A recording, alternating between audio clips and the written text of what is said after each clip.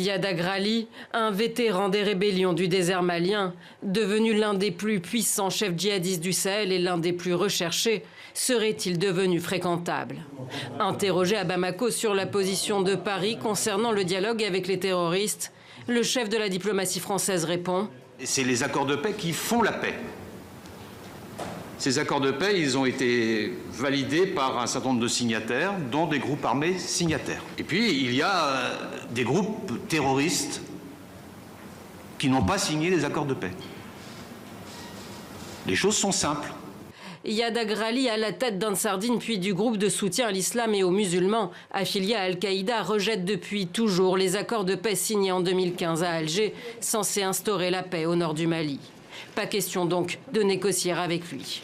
Mais avec la libération récente par les autorités maliennes de dizaines de djihadistes en échange de 4 otages, Paris et Bamako, alliés dans la lutte contre le terrorisme, ne semblent plus tout à fait sur la même longueur d'onde. Je crois utile sur cette question de me faire également l'écho des conclusions du dialogue national inclusif qui a eu lieu chez nous et qui a très clairement indiqué la nécessité d'une offre de dialogue avec ces groupes armés.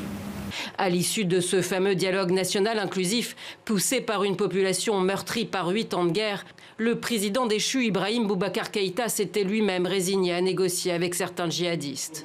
Un changement de stratégie encore plus clair depuis l'arrivée au pouvoir de la junte, qui pose la question de l'avenir des forces armées françaises présentes au Mali. Barkhane et ses alliés, parce que c'est un dispositif international, c'est un dispositif beaucoup plus large qui s'étend sur tout le Sahel, avec 5 partenaires à qui et chaque allié doit à l'autre.